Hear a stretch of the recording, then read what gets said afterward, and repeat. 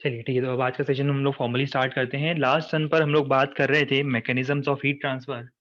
हम लोगों ने स्टार्ट किया था हीट ट्रांसफर मैकेनिज्म्स, और उसमें फर्स्ट जो मैकेनिज्म हम लोग पढ़ रहे थे हीट ट्रांसफर मैकेनिज्म में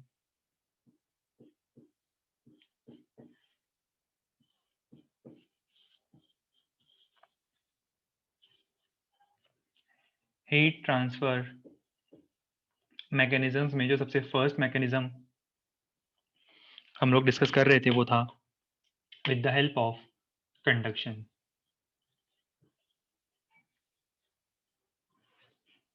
वैसे हमने 3 हीट ट्रांसफर मैकेनिज्म्स बताए थे, conduction, convection and radiation.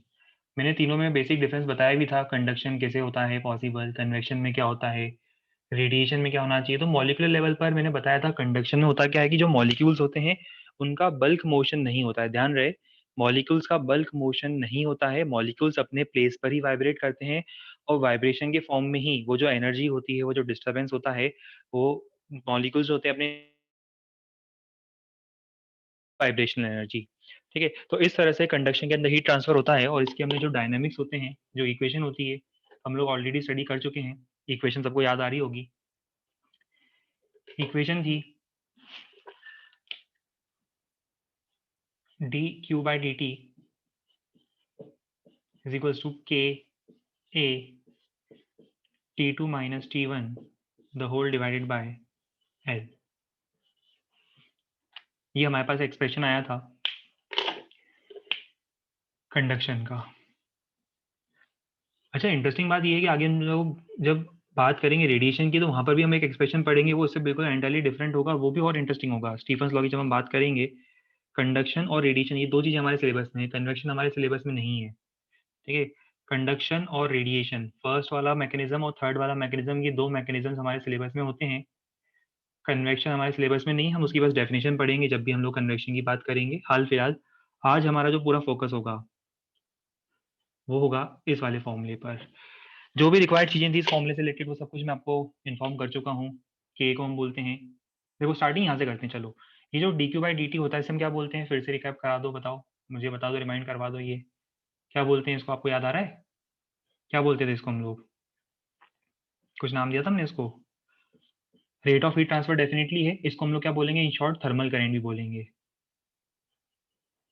Thermal current, I T H, short में लिख सकते हो आई थर्मल। तो ये हम लोगों ने सबसे पहला टर्म देखा था, rate of flow of heat, rate of heat transfer dq/dt, इसको हम बोलेंगे thermal current.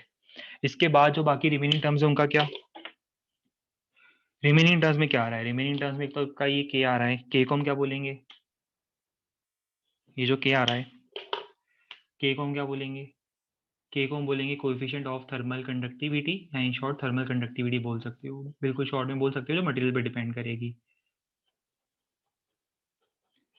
Thermal conductivity, units वगैरह हम लोग देख चुके हैं इसकी, वापस यूनिट्स डिस्कस नहीं करेंगे, देख लेना, यूनिट्स लिखी थी हम लोगों ने। अच्छा, यहाँ पर मैं एक चीज और बता दूं, ये जो टेम्परेचर डिफरेंस है, ये जो टेम्परेचर डिफरेंस होता है, इनडायरेक्टली ये पोटेंशियल डिफरेंस की तरह एक्ट करेगा। देखो, अब मैं कंपैरिजन करना चाहता हूँ आज, कंपैरिजन के साथ करना चाहता हूँ between current electricity and heat transfer. तो देखो, इसी इक्वेशन को मैं कंपेयर करूंगा करंट इलेक्ट्रिसिटी की इक्वेशन से। मुझे बताओ, करंट इलेक्ट्रिसिटी में आप क्या लिखते हो, V2 minus V1 is equals to I into R, यही लिखते हो, V equals to I R, Ohm's law, V2 minus V1 equals to I R. तो यहाँ से आई कितना आता है, यहाँ से आई होता है जो इलेक्ट्रिक करंट होता है, इलेक्ट्रिक करंट होगा V2 minus V1 divided by are, यही होता है इलेक्ट्रिक करंट। अच्छा, यहाँ पर देखो, इस एक्सप्रेशन को देखो, इस एक्सप्रेशन को मैं क्या लिख सकता हूँ, इस एक्सप्रेशन को थोड़ा सा और मॉडिफाई करके मैं क्या लिख सकता हूँ, I thermal is equals to T2 minus T1 whole divided by L by K A. अब शायद आप लोगों को बात समझ में आई गई होगी इतनी देर में, तो वैसे आई थर्मल हो जाएगा T2 minus T1 divided bye एक नया टर्म जिसे मैं लिखूंगा आर थर्मल। याद रहे, इंपॉर्टेंट टर्म है ये। क्यों आया देखो, ये मैं बता देता हूँ। आप जरा इन दोनों इक्वेशंस को कंपेयर करो। इलेक्ट्रिक करंट की जगह थर्मल करंट, पोटेंशियल डिफरेंस की जगह टेम्परेचर डिफरेंस। मैंने बताया भी था कि लिक्विड के फ्लो के लिए प्रेशर डिफरेंस रिस्पॉन्सिबल होता है, हीट के फ्लो के लिए टेम्परेचर डिफरेंस रिस्पॉन्सिबल होगा, करंट के फ्लो के लिए पोटेंशियल डिफरेंस रिस्पॉन्सिबल होगा। तो कंप्लीट एनालॉजी चल रही है यहाँ पर। तो इस एनालॉजी को हम लोग कंटिन्यू करते हैं। तो I thermal as it is, V2 minus V1 की जगह T2 माइनस T1। ये है टेम्परेचर डिफरेंस, जैसे वोल्टेज डिफरेंस वैसे ही टेम्परेचर डिफरेंस। तो ये जो नीचे वाला टर्म है, नीचे वाला टर्म क्या होना चाहिए, इफेक्टिवली आर थर्मल होना चाहिए। तो क्या हम बोल सकते हैं इन दोनों इक्वेशंस को कंपेयर करने पर, मैं बात कर रहा हूँ कि इन दोनों इक्वेशंस की, हम कंपेयर कर रहे हैं इन दोनों इक्वेशंस को। इन दोनों इक्वेशंस को कंपेयर करने पर जो हमें टर्म मिल रहा है आर थर्मल, वो होगा L अपॉन के ए।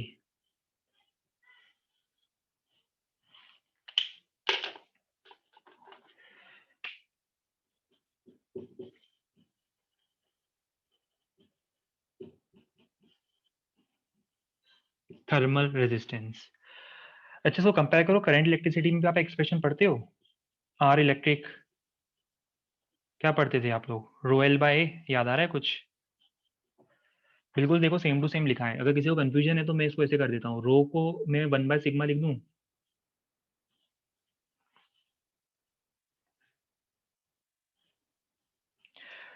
ये शायद आप लोगों ने ये फॉर्मूला तो पढ़ा होगा। इसका अगर बाय चांस किसी को नॉलेज नहीं, मैं बता देता हूँ। देखो, ये होता है स्पेसिफिक रेजिस्टेंस। इसको हम बोलते हैं स्पेसिफिक रेजिस्टेंस और रेजिस्टिविटी। इसको हम क्या बोलते हैं, रेजिस्टिविटी। ये रेजिस्टेंस है और ये resistivity, R equal to rho L by. पर रेजिस्टिविटी का रेसिप्रोकल क्या होता है, रेजिस्टिविटी का रेसिप्रोकल होता है कंडक्टिविटी। तो ये मैंने लिखा है कंडक्टिविटी। देखो, इसको देखो और इसको देखो, अब आपको दोनों फॉर्मूले सिमिलर दिख रहे होंगे।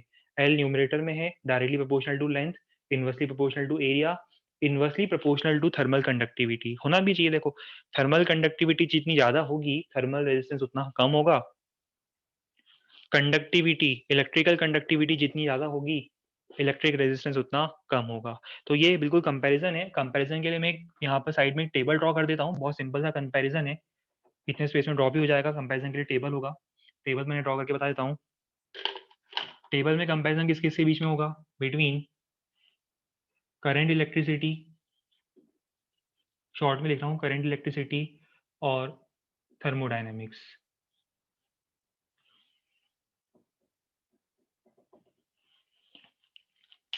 या हीट ट्रांसफर लिख देते हैं इसको अपन, हीट ट्रांसफर। सबसे पहला कंपैरिजन हम लोग करेंगे यहाँ पर। जो काम करंट इलेक्ट्रिसिटी में चार्ज का होता है, चार्ज का जो काम होता है, वही काम यहाँ पर किसका होगा, हीट का होगा। वहां पे जो करंट होता था, इलेक्ट्रिक करंट, उसको आप क्या लिखते थे, D Q by D T. यहाँ पे क्या लिखेंगे बताओ, आई थर्मल को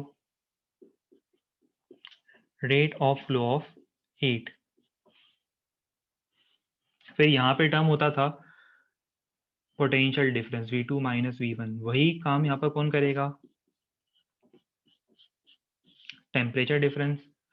यहाँ पे जो R होता था, रो एल बाय ए, उसकी जगह यहाँ पर क्या होगा, L डिवाइडेड बाय के ए। या यूं समझ लो, वहां पर जो काम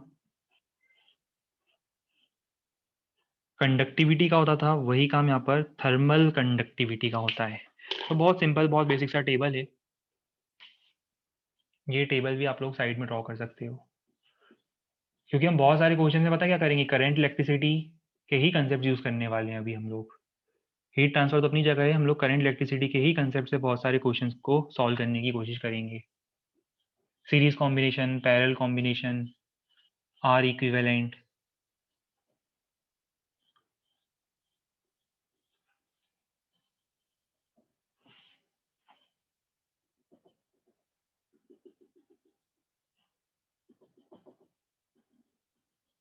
इसको बोर्ड से ही नोट करना है, बोर्ड से देख के नोट कर लो पूरा कंप्लीट।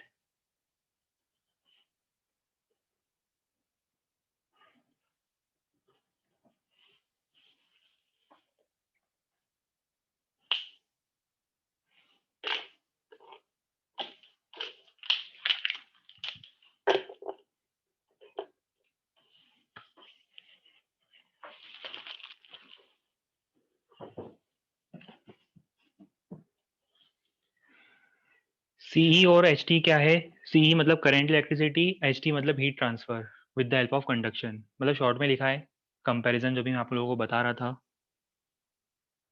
कल की लास्ट स्लाइड शो कर देंगे, ठीक है? पहले अब आप ये नोट कर लो, मैं लास्ट स्लाइड शो कर दूंगा फिर से।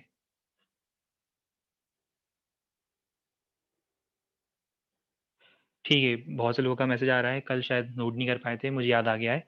मैं भी शो कर दूंगा, पहले अब ये नोट कर लो, उतना स्पेस लीव कर दो, ये नोट कर लो, फिर हम लोग को स्लाइड भी शो कर देंगे।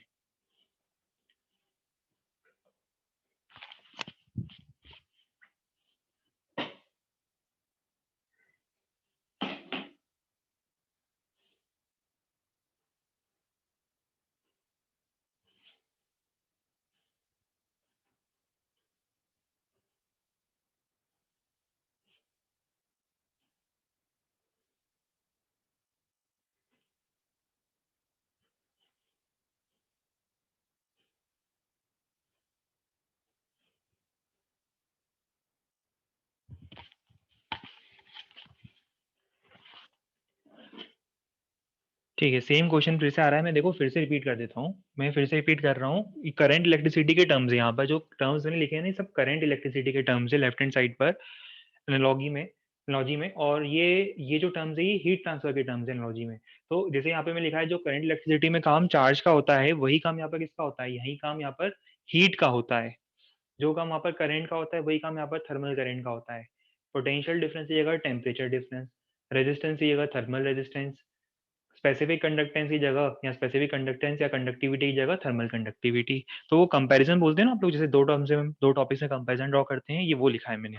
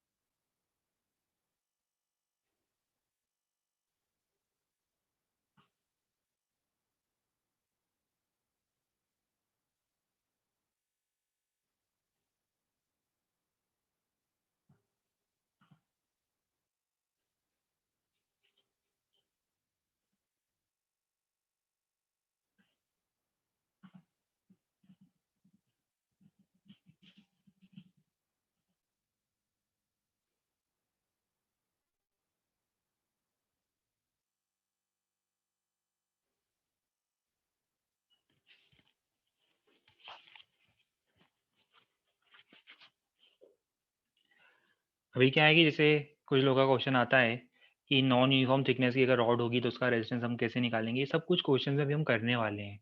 अभी आगे जाके इसके इसके बहुत सारे क्वेश्चन आने वाले हैं अभी, ठीक है? और एक और रिक्वेस्ट है, प्लीज़ जो सेम मैसेज होता है वो अगर आप लोग 10 15 20 बार डालोगे, तो पता है मैं क्या करता हूँ, मैं किसी भी स्टूडेंट को किक आउट नहीं करूँगा, मैं सीधा चैट का जो ऑप्शन है ना उसे ही क्लोज कर दूंगा, ठीक है? तो इस मामले में मैं बिल्कुल लोड नहीं लेता हूँ। तो अगर किसी ने भी मतलब मान लो 76-80 पार्टिसिपेंट्स हैं, बट अगर किसी ने भी एक भी स्टूडेंट ने अगर 5 10 15 बार एक ही सेम मैसेज किया ना, तो मैं क्या करता हूँ, चैट का ऑप्शन ही डिसेबल कर देता हूँ। फिर क्या होता है, आप लोगों को एफर्ट्स नहीं लगाने पड़ते बार बार सेम मैसेज जो है वापस सेंड करने में।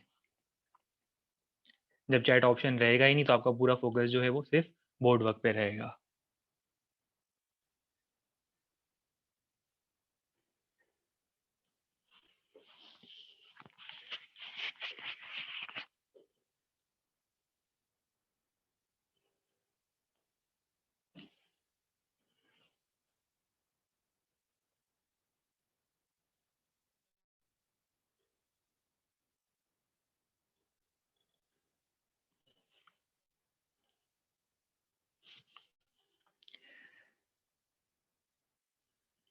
चलिए लास्ट वन पर ये जो पॉइंट आप लोग नोट नहीं कर पाए थे वो नोट कर लो जल्दी से।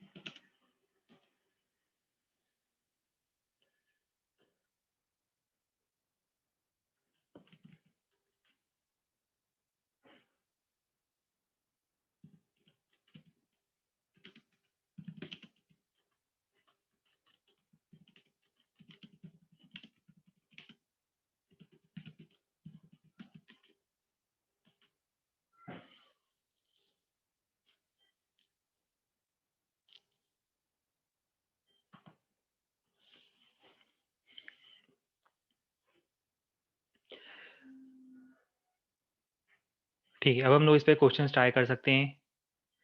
अभी हम सीरीज पैरेलल कॉम्बिनेशन की बात करेंगे, बट उससे पहले हम लोग उस पर थोड़े से क्वेश्चन ट्राई करके देखते हैं। स्टार्टिंग बिल्कुल फॉर्मूला बेस्ड क्वेश्चन से हुई यही है, सिर्फ कंपैरिजन ड्रॉ करना है आपको।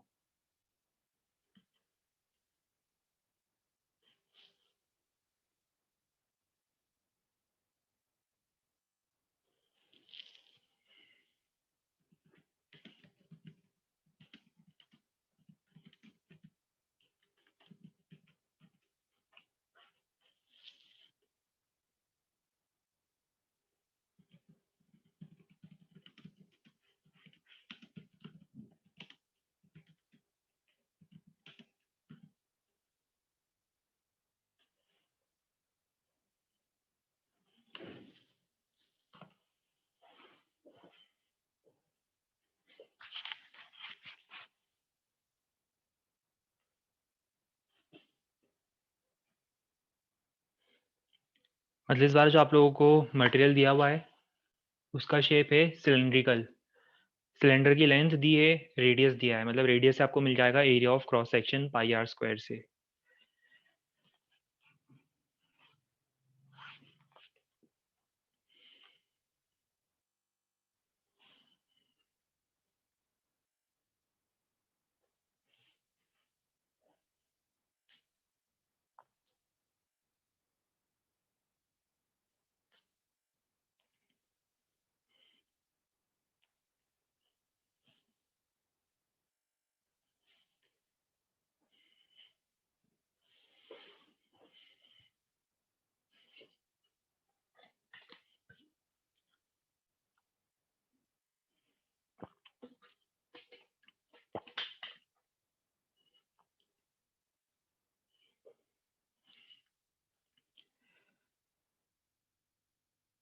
चलो इस क्वेश्चन का जो आंसर आना चाहिए आंसर होगा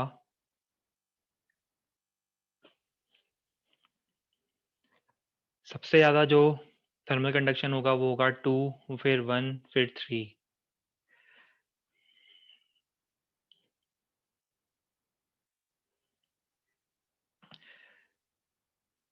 इंक्रीजिंग ऑर्डर रिवर्स कर देना, मैंने डिक्रीजिंग ऑर्डर में अरेंज कर दिया, इंक्रीजिंग ऑर्डर आप बस रिवर्स कर देना, उसमें कोई बहुत ज़्यादा कुछ हार्ड रॉकेट साइंस वाली बात नहीं है। अच्छा, ये क्वेश्चन मैं सॉल्व नहीं करूँगा। यहाँ अगर किसी को डाउट है तो कर दूंगा, ऐसी कोई दिक्कत नहीं है, अगर किसी को डाउट है तो पूछ सकते हो, बट अदरवाइज मैं एज्यूम कर रहा हूँ बिल्कुल डायरेक्ट फॉर्मुला बेस्ड क्वेश्चन है।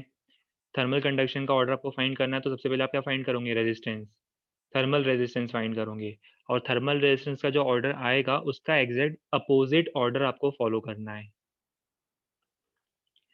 अगर किसी को डाउट है तो सॉल्व कर दूं, अदरवाइज हम लोग आगे बढ़े नेक्स्ट क्वेश्चन पे। किसी को अगर कैलकुलेशन में डाउट है, कुछ पूछना हो, कर लोगे ना सब लोग ये क्वेश्चन सॉल्व? बिल्कुल डायरेक्ट फॉर्मुला बेस्ड क्वेश्चन है।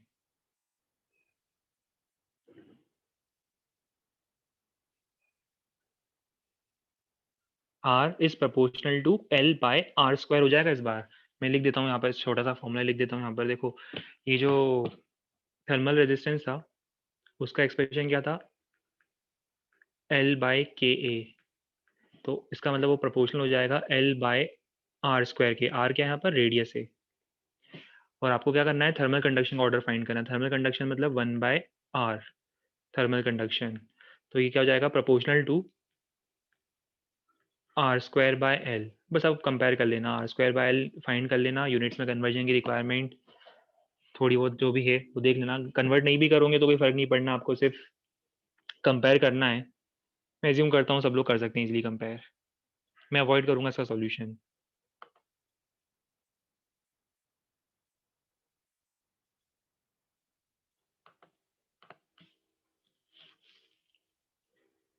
ठीक है, रॉड के दो पॉइंट्स हैं, दो एक्सट्रीम एंड्स जो हैं ए और बी, वो आपको गिवन है 200 degree Celsius and 0 degree Celsius पर। एरिया के लेंथ सब कुछ गिवन है। ये चार टर्म्स है जो आपको फाइंड करने हैं।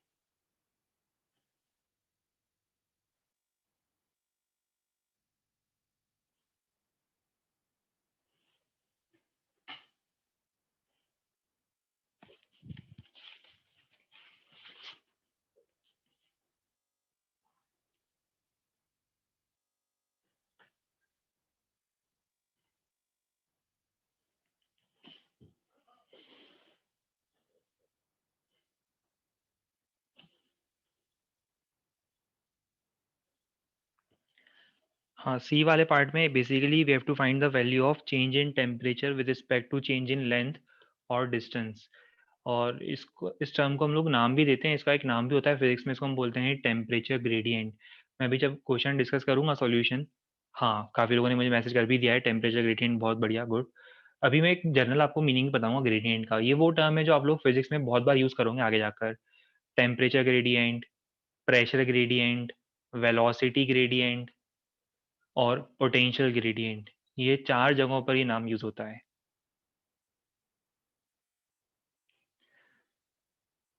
जितने भी आंसर आ रहे हो एसआई में फाइंड करना ज़्यादा बेटर रहेगा। जैसे इनफैक्ट अगर आप टेम्परेचर ग्रेडियंट भी फाइंड कर रहे हो, एसआई में फाइंड कर लो।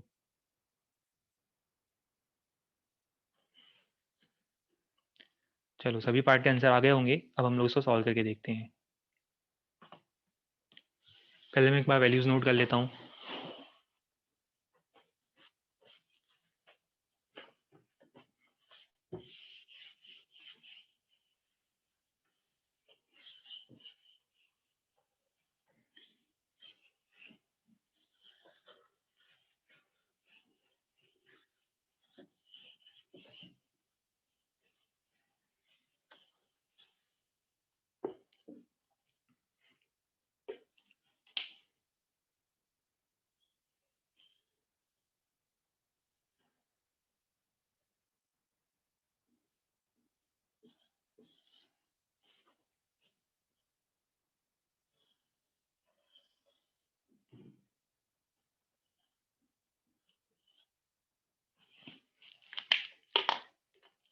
टेम्परेचर्स गिवन थे हमें 200 और 0।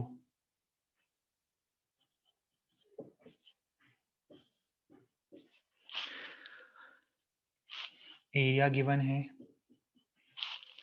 10 की पावर -4, के गिवन है -3, एल 5, और हमें फाइंड करना है R thermal, thermal current dt by dx और 50 डिग्री सेल्सियस वाला पॉइंट। देखो सबसे पहले आर थर्मल फाइंड करेंगे। एक्सप्रेशन बिल्कुल सिंपल है आर थर्मल का। ए पार्ट आर थर्मल हो जाएगा एल बाई के, कैलकुलेशन ज़्यादा कुछ भी नहीं है।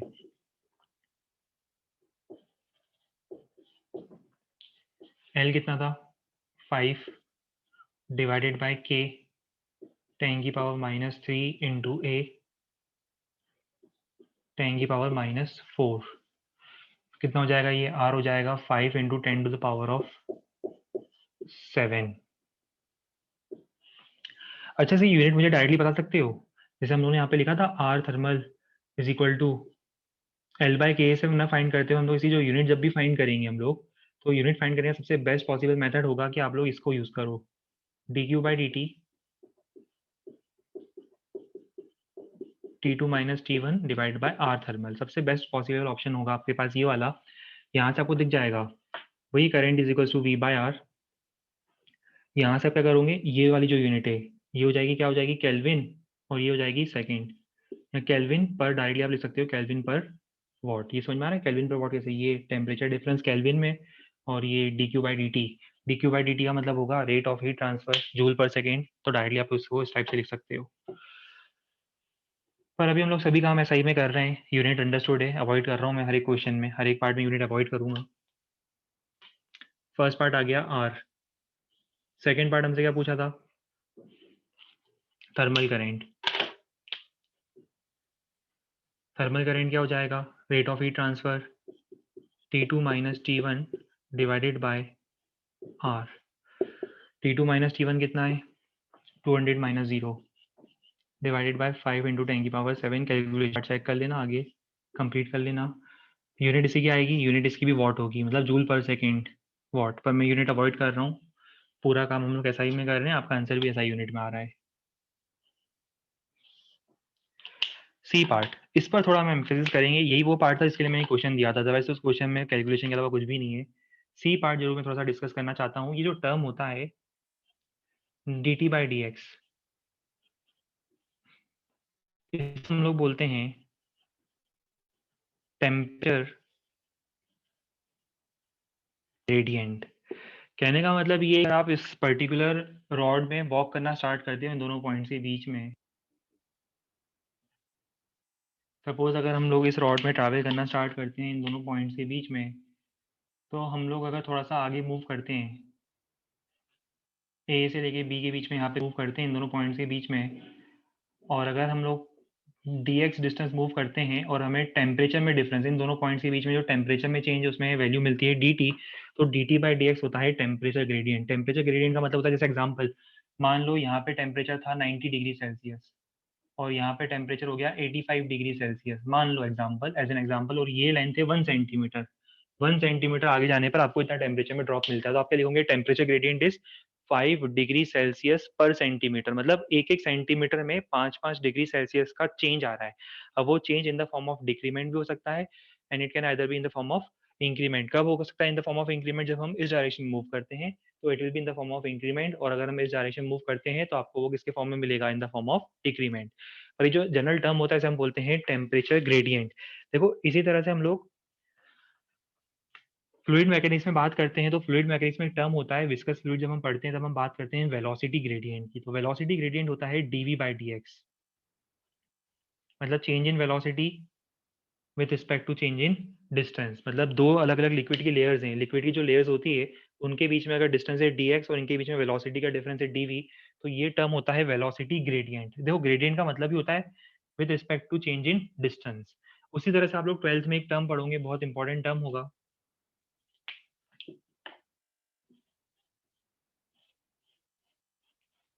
ये वाला term, dv by dx। dv का मतलब होता है चेंज इन पोटेंशियल, इस बार वेलोसिटी नहीं है, वो चेंज इन पोटेंशियल है with respect to change in distance, और इसको हम लोग बोलते हैं पोटेंशियल ग्रेडियंट। पोटेंशियल मतलब समझ में आ रहा है ना, v पोटेंशियल, इसको हम बोलते हैं पोटेंशियल ग्रेडियंट। तो ये ग्रेडियंट बहुत कॉमन टर्म है, बाकी सब भूल जाओ, बस ये नाम याद रखो, ग्रेडियंट का मतलब होता है change in the value of quantity with respect to change in distance.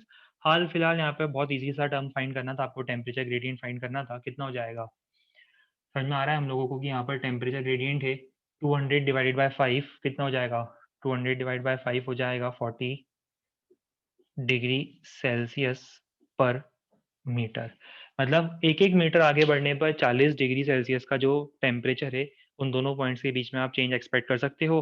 Half metre में समझ में आता है 20, और 1.5 मीटर में 60, कैलकुलेशन इसी तरह से कंटिन्यू कर सकते हो। डी पार्ट, क्या पूछा था हमने डी पार्ट में,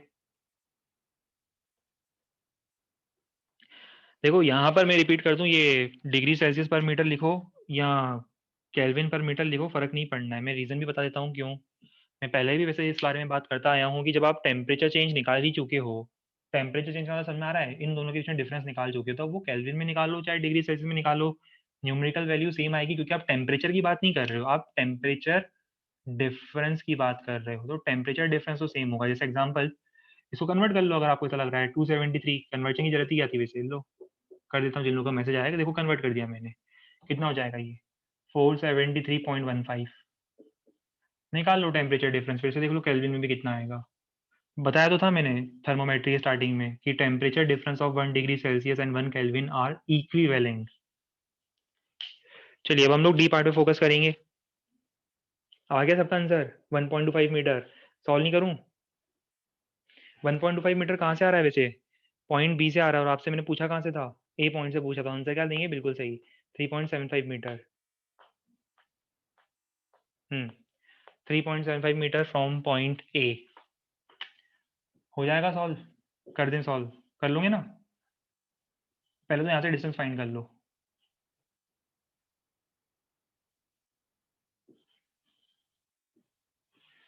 बहुत सारे मेथड्स हैं फाइंड करने के, ये सब कुछ नहीं भी पढ़ते ना अगर आप लोग, जैसे मान लो ये टेम्परेचर ग्रेडियंट नहीं भी बताता तो भी आप कर सकते थे, कैसे कर सकते थे, यूनिटरी मेथड। यूनिटरी मेथड मतलब 5 मीटर में 200 का चेंज है, 200 का चेंज में 5 मीटर लग रहा है, तो 50 के चेंज में कितना लगेगा सबको समझ में आता है। डायरेक्ट भी कर सकते थे, अब टेम्परेचर ग्रेडियंट आ गया है उससे भी कर सकते हो। 1 मीटर में 50, 1 मीटर में अपने को 40 का टेम्परेचर ग्रेडियंट मिल रहा है, अपने को चाहिए 50, तो उसका मतलब क्या होगा, 50 का टेम्परेचर चेंज चाहिए, टेम्परेचर ग्रेडियंट इतना है तो कितनी लेंथ की रिक्वायरमेंट होगी, 1.25 यहाँ से, यहाँ से डिस्टेंस पूछा था हम लोगों से 3.75 मीटर। हालांकि मैं इस पे ज़्यादा रेलेवेंस दे नहीं रहा हूँ क्वेश्चन पे। डी पार्ट सब लोग खुद से भी कर सकते थे, टेम्परेचर ग्रेडियंट नहीं भी पढ़ते, आंसर आप लोग डायरेक्टली फाइंड कर सकते थे। 200 का 0 हो रहा है कितने लेंथ में, 5 मीटर में। 5 मीटर में 200 का ड्रॉप है, तो 200 के ड्रॉप के लिए 200 डिग्री सेल्सियस ड्रॉप के लिए कितना लेंथ रिक्वायर्ड है, 200 डिग्री ड्रॉप के लिए 5 मीटर की लेंथ रिक्वायर्ड है। तो कितना ड्रॉप चाहिए आपको, इस पॉइंट से देखोगे तो 50 का ड्रॉप चाहिए, 50 का इंक्रीमेंट चाहिए। तो 50 के इंक्रीमेंट के लिए कितनी लेंथ रिक्वायर्ड होगी, मल्टीप्लाई कर देना, 5/4 आ रहा है यहाँ पर। ये डिस्टेंस यहाँ से आया है, वहां से डिस्टेंस फाइंड कर सकते हो। या डायरेक्टली यहाँ से डिस्टेंस फाइंड करना है तो आप क्या लिखते थे, टेम्परेचर चेंज होता, आपको समझ में आ रहा है, टेम्परेचर फाइंड लिख देते 150। सॉल्व कर सकते थे हर एक तरीके से। यूनिटरी मेथड है, आंसर आ गया होगा सबका।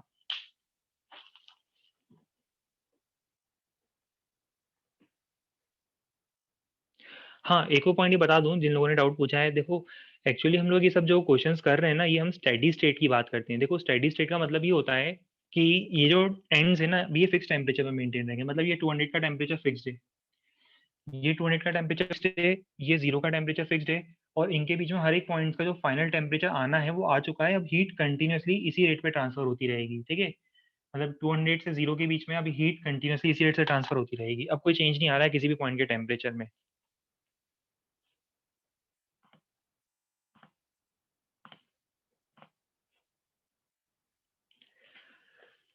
अच्छा, टेम्परेचर ग्रेडियंट रिपीट करना है, कर देंगे एक बार। एक काम करते हैं, हम नेक्स्ट क्वेश्चन फ्लैश कर देते हैं, हम टेम्परेचर ग्रेडियंट रिपीट कर देंगे।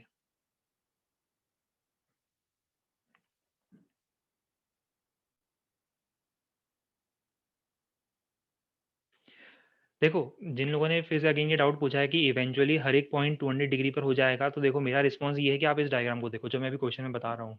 आप समझ रहे हो ना, यहाँ पर इस डायग्राम में भी क्या हो रहा है कि दो रिजर्वायर्स हैं, ये दो अलग अलग रिजर्वायर्स हैं। हम एक्सटर्नल सर्कमस्टेंसेस ऐसे मेंटेन कर रहे हैं कि उन दोनों पॉइंट्स का जो टेम्परेचर है वो फिक्स्ड है, एक हायर टेम्परेचर पर फिक्स्ड है, एक लोअर टेम्परेचर पर फिक्स्ड है। इसको हम बोलते हैं स्टेडी स्टेट कंडीशन। मतलब आपको लेफ्ट वाला पॉइंट जो है ना वो कंटिन्यूसली हमने 100 डिग्री पर रखा हुआ है, राइट वाले को हमने कंटिन्यूसली 0 डिग्री पर मेंटेन करके रखा है। ये एक्सटर्नल कंडीशन हमने फिक्स करी है।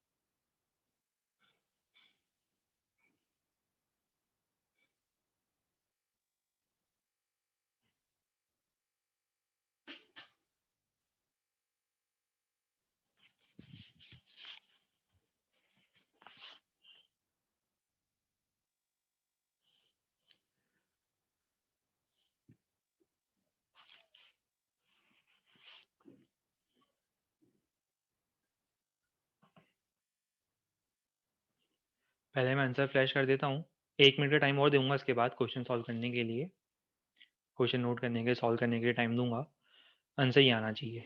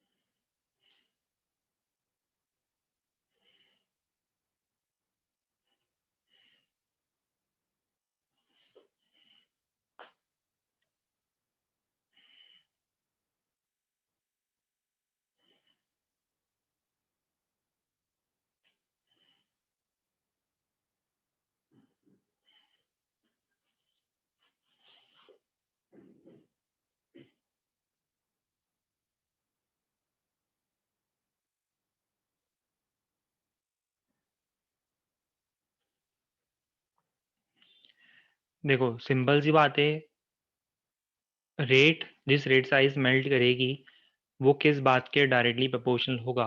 रेट ऑफ हीट ट्रांसफर, या जिस रेट से हीट फ्लो करेगी, जितनी ज़्यादा हीट फ्लो करेगी ऑब्वियस सी बात है उसी प्रोपोर्शन में आइस मेल्ट करेगी। तो इसको मैं डायरेक्टली सॉल्व कर रहा हूँ, इसी में सॉल्व कर रहा हूँ। फर्स्ट केस में थर्मल रेजिस्टेंस कितना था? फर्स्ट केस में थर्मल रेजिस्टेंस था L/Ka, ये फर्स्ट केस में था। सेकेंड केस में कितना हो जाएगा? L/2 डिवाइडेड बाय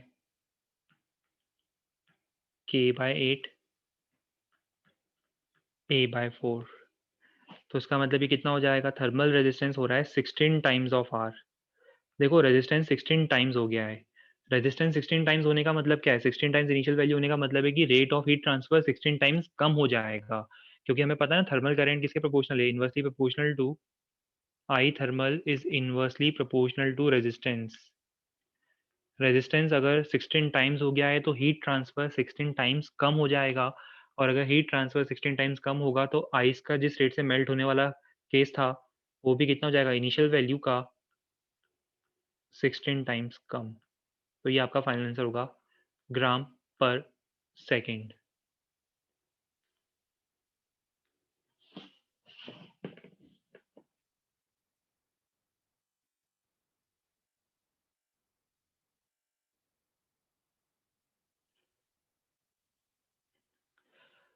हाँ, रेट ऑफ हीट ट्रांसफर और रेट ऑफ मेल्टिंग इक्वल नहीं होगा। मैं देखो एक काम करते हैं, अभी हम नेक्स्ट क्वेश्चन करेंगे, इसमें मैं इसी चीज का यूज करूंगा। मैं ये नहीं बोल रहा हूँ कि रेट ऑफ हीट ट्रांसफर और रेट ऑफ मेल्टिंग इक्वल होंगे, मैं बोल रहा हूँ कि दोनों प्रपोर्शन में होंगे। जितनी ज्यादा हीट ट्रांसफर होगी उसी प्रपोर्शन में आइस मेल्ट करेगी। ये नहीं बोल रहा हूँ कि दोनों इक्वल होंगे, दोनों इक्वल हो भी नहीं सकते। रेट ऑफ मेल्टिंग और रेट ऑफ हीट ट्रांसफर दोनों इक्वल नहीं है, पर दोनों प्रपोर्शन में होंगे। रेट जिस रेट से हीट ट्रांसफर हो रही है अगर उसको इंक्रीज कर दोगे तो रेट ऑफ मेल्टिंग भी ज़्यादा हो जाएगी, पर इक्वल दोनों नहीं है।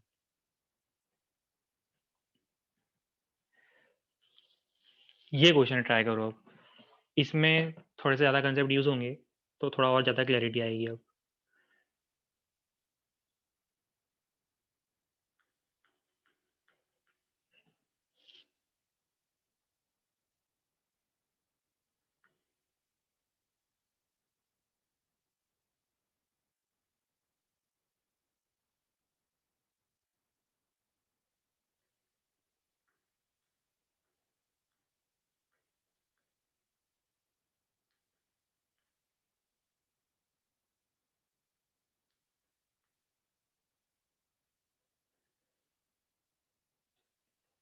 देखो एक रॉड है, टोटल लेंथ 1.5 मीटर है।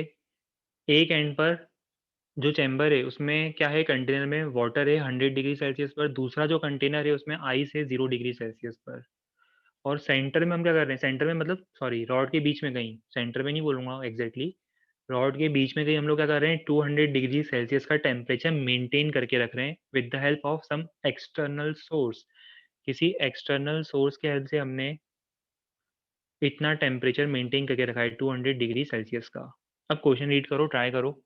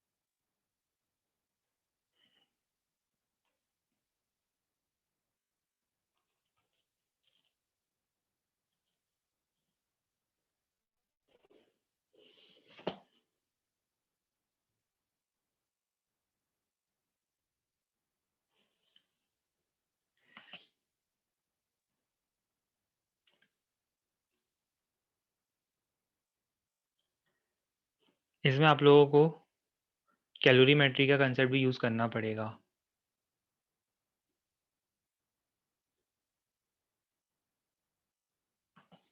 मैं काम करता हूँ, आंसर फ्लैश कर देता हूँ। 2-3 स्टूडेंट्स का तो आंसर आ गया है, 2-3 स्टूडेंट्स ने मुझे आंसर बता भी दिया है। मैं आंसर फ्लैश कर देता हूँ। मैं उसके बाद 1 मिनट का टाइम और दूंगा। जिसने भी फाइनल कैलकुलेशन जो कोई कर रहा है कंप्लीट कर लेना, आंसर ही आना चाहिए, फिर हम डिस्कस करेंगे।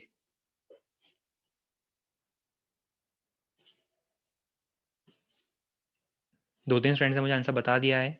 मैं वेट कर रहा हूँ 1 मिनट का, बाकी लोग भी कैलकुलेशन कंप्लीट कर लो, फिर हम लोग डिस्कस करेंगे इसको।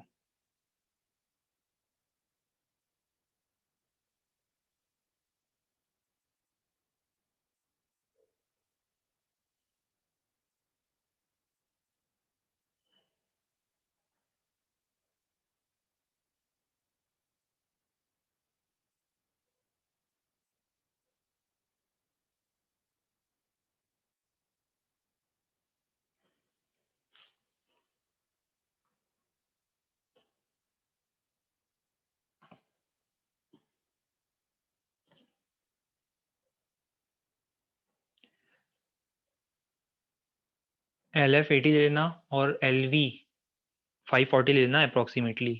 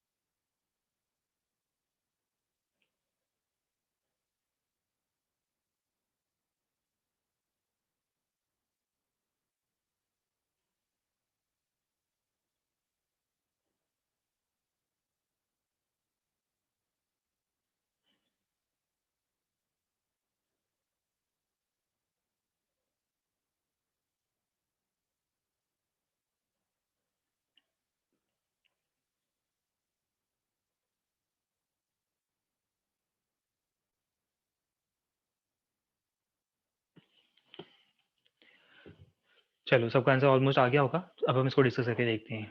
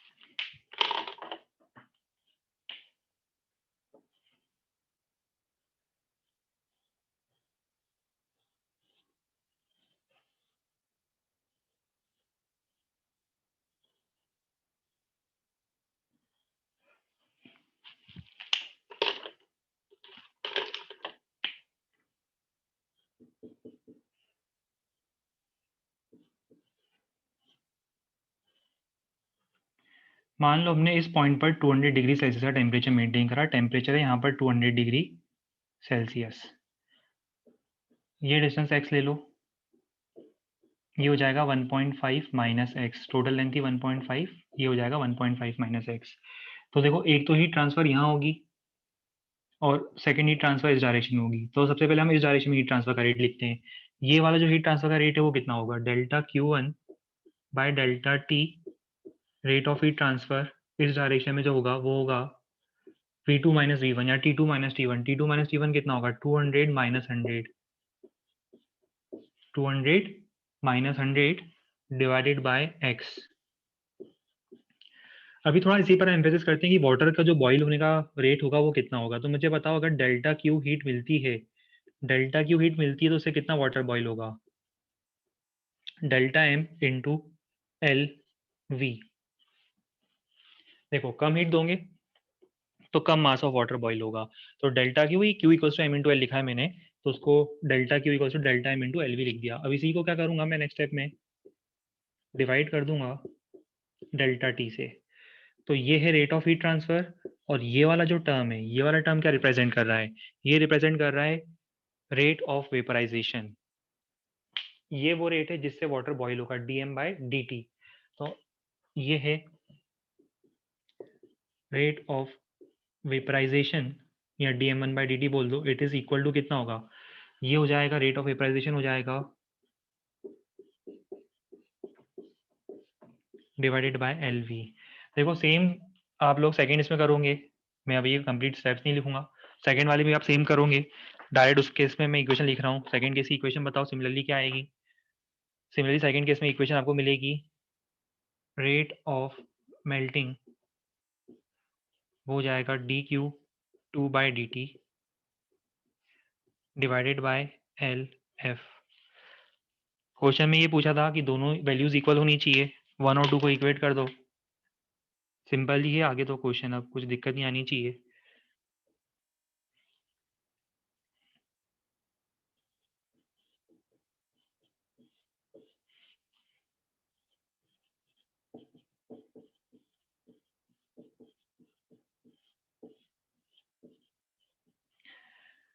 D Q one by D T निकाल चुके थे हम लोग, ये रहा। कितना था D Q one by D T? ये लिखा मैंने, 100 divided by x, 100 divided by, और इसको डिवाइड करना लेटेंट हीट ऑफ वेपराइजेशन से। तो वेपराइजेशन के लिए हम क्या लिखेंगे, 540 is equal to D Q two by D T. इसमें मैं क्या लिखूंगा बताओ? 100 माइनस जीरो, डायरेक्ट लिखें, 100 minus zero whole divided by 1.5 minus x,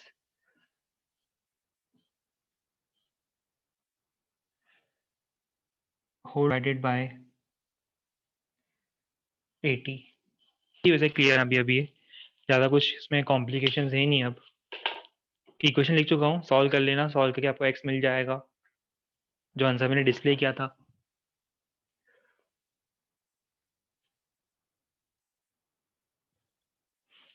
अच्छा हाँ, यहाँ पे मैंने ये एरर कर दिया ना, ये 200 था अपना, सही बात है। इसको चेंज कर देता हूँ मैं, ये जो वैल्यू है ये 200 होगी, बिल्कुल सही है। यहाँ से आधा का टेम्परेचर डिफरेंस, ठीक है, ये वाला टेम्परेचर 200 है, ये जीरो है, बिल्कुल सही है, वो 200 होगा। अब इसको सॉल्व करके देख लेना।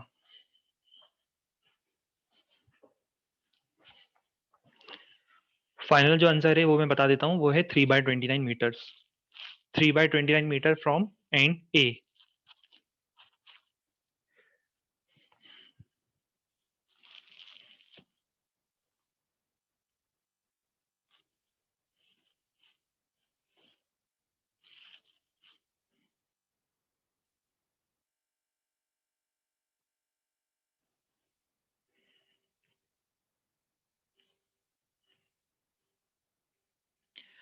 अच्छा, अभी हम लोग इसमें ना वेरिएबल के वाले क्वेश्चंस जो होते हैं, या वेरिएबल क्रॉस सेक्शनल एरिया वाले क्वेश्चंस होते हैं, वो भी ट्राई करेंगे। बट वो सब ट्राई करने से पहले, इससे पहले कि हम लोग वो क्वेश्चंस ट्राई करें, उससे पहले हमें पढ़ना पड़ेगा कॉम्बिनेशन ऑफ रॉड्स, क्योंकि अब इसी के हेल्प से होगा। अगर वो एरिया वेरी करेगा ना, तो हम वो सब मानेंगे कि डिफरेंशियल एरियाज वाले जितने भी एलिमेंट्स है सब सीरीज में हैं, या जो भी पैरेलल वाला केस होता है वो सब होगा। तो उन सबको स्टडी करने के, उन सबको कंप्लीट करने के लिए हम सबसे पहले स्टडी करेंगे कॉम्बिनेशन ऑफ रॉड्स। और इसमें फर्स्ट होगा,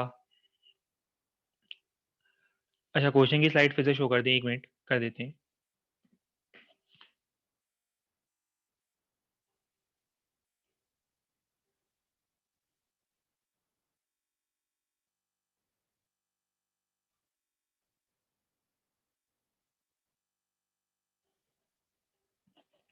ठीक है, हम लोग बात करेंगे अब कॉम्बिनेशन ऑफ रॉड्स की। तो कॉम्बिनेशन ऑफ रॉड्स में हम लोग बात करेंगे सीरीज एंड पैरेलल कॉम्बिनेशन। तो नेक्स्ट हेडिंग लिख लो, कॉम्बिनेशन ऑफ रॉड्स।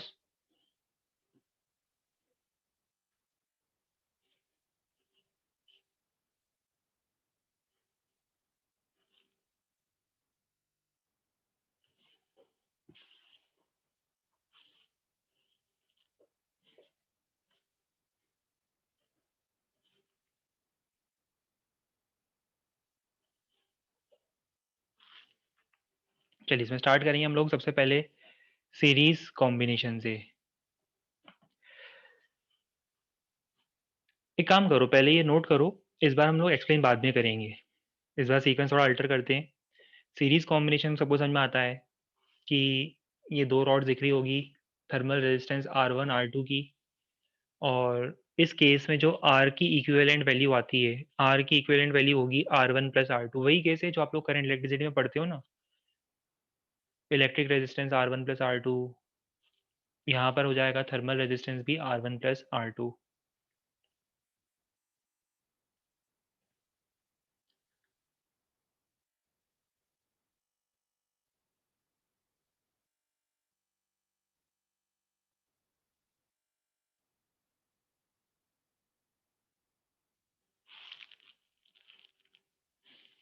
वैसे भी हम डिराइव करना चाहते हैं, मतलब प्रूव करना चाहते हैं कि R1 प्लस R2 होगा ये।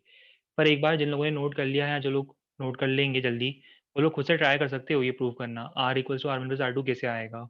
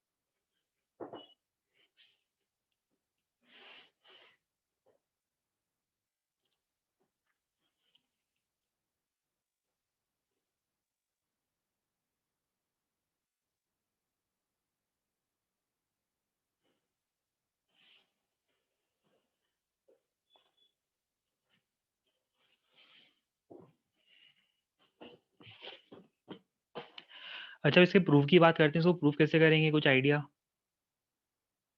बिल्कुल सेम डेरिवेशन है, सेम प्रूफ है जो हम लोग करंट इलेक्ट्रिसिटी में करते थे। देखो याद है वहाँ पर जब दो रेजिस्टर्स को हम सीरीज में कनेक्ट करते थे तो थर्मल करंट सेम होता, सॉरी इलेक्ट्रिक करंट सेम होता था। जब भी दो रेजिस्टर्स को हम सीरीज में कनेक्ट करते थे तो इलेक्ट्रिक करंट सेम होता था। यहाँ पर दोनों रॉड्स में क्या सेम होगा, थर्मल करंट, मतलब rate of heat transfer same होगा। जितनी हीट यहाँ से ट्रांसफर हो रही है स्टेडी स्टेट कंडीशन में, सेम हीट यहाँ से ट्रांसफर होगी। देखिए हीट का एक्यूमुलेशन नहीं होगा, हीट का ट्रांसफर जो होगा सेम रेट से होगा। तो क्या मैं ऐसा लिख सकता हूँ, फर्स्ट रॉड में थर्मल करंट कितना होगा, आई इज इक्वल टू कितना, T1 minus T divided by R1। Equation समझ में आ रही सबको। ये टी क्या है, जंक्शन का, ये जंक्शन है, जंक्शन का कॉमन टेम्परेचर है। तो फर्स्ट रॉड के लिए थर्मल करंट लिखा मैंने, तो यहाँ से मैं ऐसा लिख सकता हूँ क्या कि T1 minus T is equal to IR1। वैसे आप लोग ये कर चुके हो, V1 minus we, we minus V2, इस टाइप के केसेस आप लोग करते थे करंट इलेक्ट्रिसिटी में जब आप लोगों ने डेरिवेशन देखा होगा ये। चलो ये तो एक इक्वेशन हो गई। सिमिलरली सेकंड रॉड के लिए हम क्या लिखते हैं बता, सेकंड रॉड के लिए हम लिखते हैं टी माइनस टी टू, मैं इसी में लिख देता हूँ नीचे। सिमिलरली फॉर सेकंड रॉड हम क्या लिखते हैं, T minus T two is equals to IR2। ये क्लियर तो नहीं, इसलिए मैं बोर्ड पे सॉल्व कर नहीं रहा हूँ, ये क्लियर होना चाहिए वैसे सबको। अगर डाउट है बता देना, मैं एक्सप्लेन कर दूंगा और डिटेल में। ये विजिबल है सबको, T minus T two equals to IR2। Second rod में थर्मल करेंट, कैल्शियम ने एक एक्सप्रेशन लिखा है। अच्छा मुझे बताओ इक्विवेलेंट का मतलब क्या होता है। इक्विवेलेंट का मतलब होता है कि हम इन दोनों टेम्परेचर्स के बीच में, T1 और T2 के बीच में, T1 और T2 के बीच में हम इन दोनों रॉड्स को हटाकर एक एसी रॉड लगाना चाहते हैं। ये देखो, T1 और T2 के बीच में हम इन दोनों रॉड्स को रिप्लेस करके एक एसी रॉड अटैच करना चाहते हैं जो सेम टेम्परेचर डिफरेंस पर, देखो सेम टेम्परेचर डिफरेंस पर सेम थर्मल करंट फ्लो कर रहा है, तो हम बोल सकते हैं कि ये इक्विवेलेंट रेजिस्टेंस होगा। तो अब ये जो थर्ड वाला डायग्राम है इसके लिए मैं क्या लिखूंगा बताओ, इस डायग्राम के लिए मैं लिखूंगा T1 minus T2 is equals to I into R equivalent.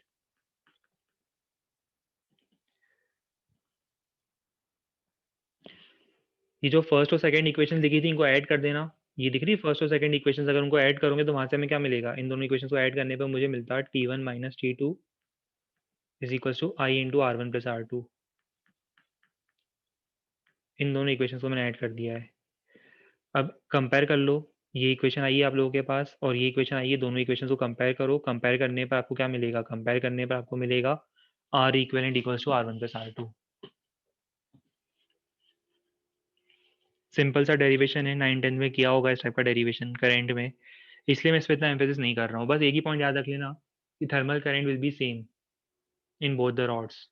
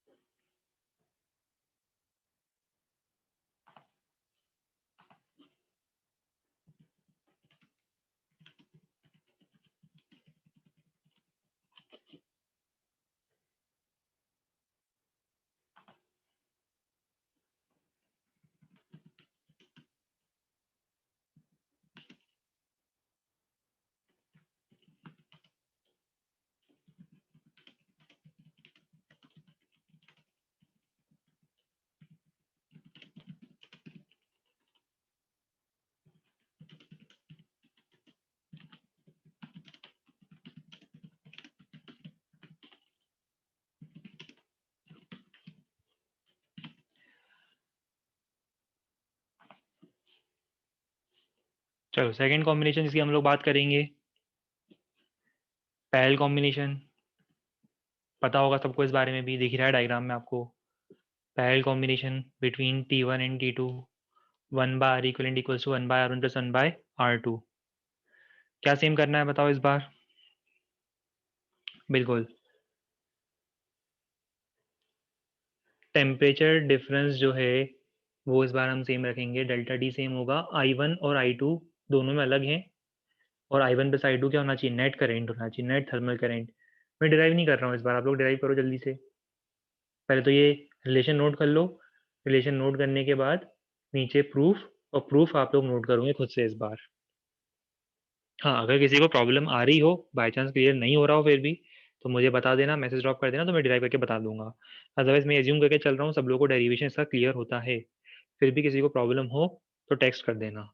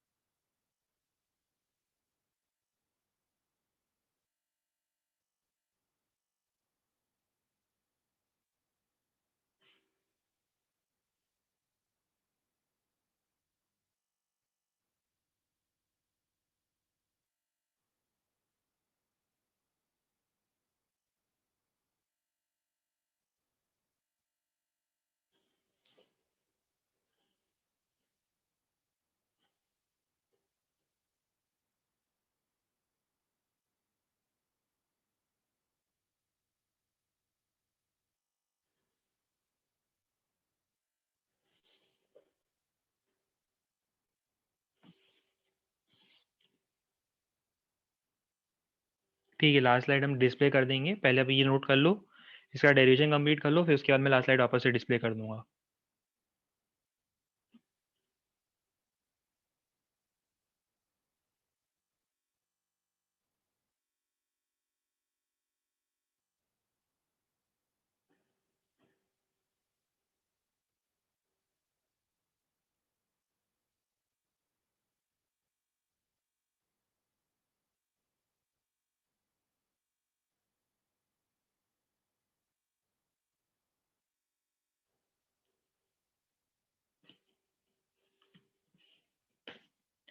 ये थी लास्ट स्लाइड।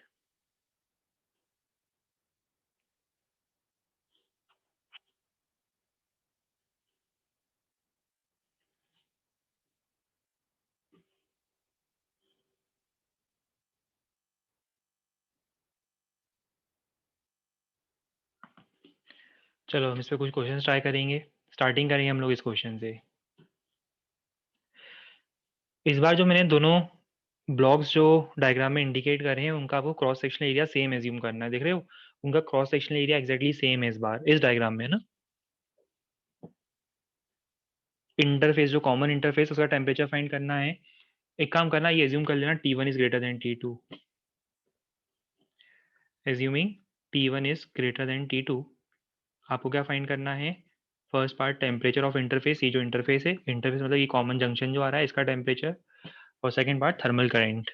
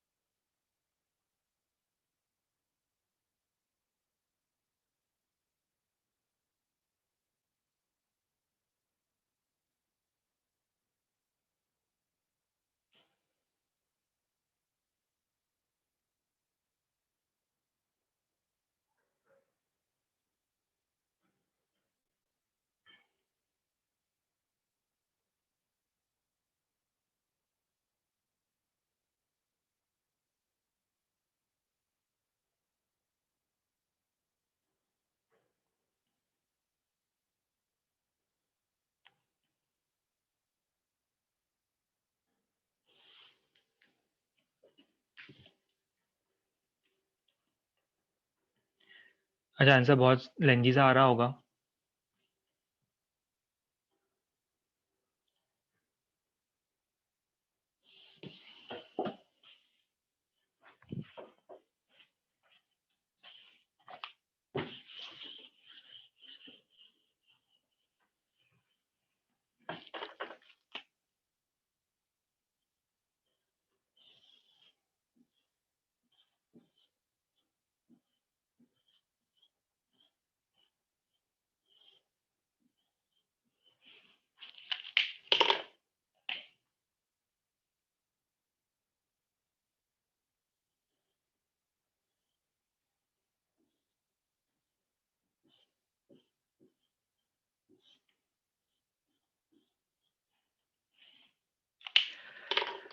ठीक है, देखो ये टेम्परेचर है T1, ये है T2, length L1, L2, K1, K2, interface का टेम्परेचर मान लो T।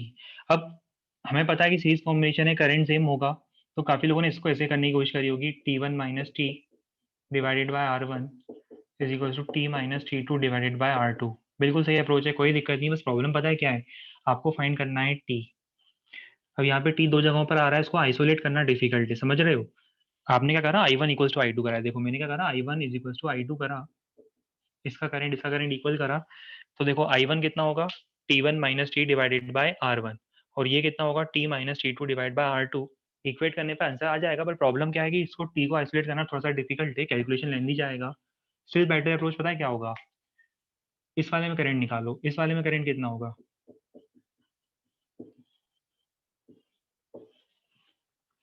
T minus T2 divided by R2। देख लो, T minus T2 divide by R2, इसमें करंट है। और ओवरऑल करंट कितना होगा, ओवरऑल करंट होगा T1 minus T2 divided by R1 plus R2। समझा रहा है ओवरऑल करंट कैसे लिखा मैंने। ओवरऑल करंट होगा T1 minus T2 divided by net thermal resistance of the system. ये ज्यादा इजी पड़ेगा मुझे, क्यों पड़ेगा इजी, क्योंकि यहाँ पे देखो T मुझे डायरेक्टली मिल जाएगा। T निकाल लूंगे यहाँ पर, T कितना आएगा बताओ।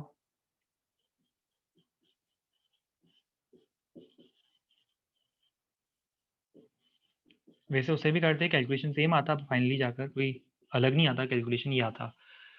एलसीएम ले लेना, एलसीएम लेने पर वैल्यू क्या आ रही है, एलसीएम लेने पर वैल्यू आ रही है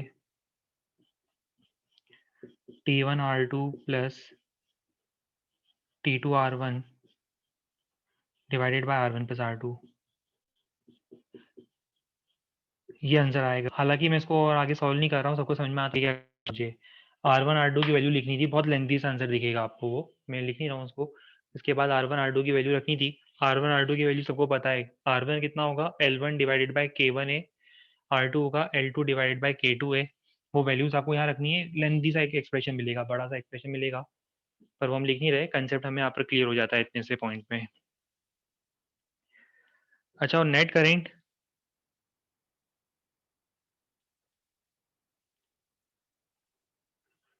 नेट करंट का क्या करें बताओ, थर्मल करंट कितना होगा? थर्मल करंट तो मैंने लिखा ही आप लोगों के सामने यहाँ पर, ये तो थर्मल करंट ही तो है। ये जो हम लोगों ने टर्म लिखा है, ये टर्म क्या रिप्रेजेंट कर रहा है? Thermal current. आई थर्मल कितना होगा? T1 minus T2 divided by R1 plus R2, ये बी पार्ट है।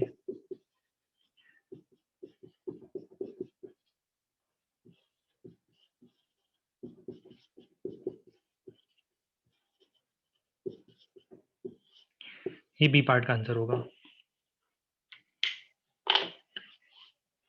चलो, आज तो हम लोगों ने इसमें जितनी भी थ्योरी और जितने भी कंसेप्ट होते हैं, इसके जो बेसिक लेवल के कंसेप्ट होते हैं, वो हमने कवर अप कर दिए। अब नेक्स्ट टर्न पर हम लोग इसका वेरिएशन देखेंगे। अगर किसी केस में के वेरिएबल हुआ, किसी केस में सरफेस ही अलग हो गया, स्पेरिकल सरफेस हो गया, तो क्या करेंगे, इंटीग्रेशन वाले क्वेश्चंस कैसे करते हैं, और इसमें हम लोग कैलोरीमेट्री के क्वेश्चंस और मिक्स करेंगे। तो नेक्स्ट टर्न पर इसका कुछ वेरिएशन हम लोग ट्राई करेंगे। तो आज का जो सेशन है उसको हम लोग यहाँ पर पॉज करते हैं, यहाँ पे हॉल्ट करते हैं। आगे हम लोग नेक्स्ट टर्न पर कंटिन्यू करेंगे। चलिए, good bye and take care.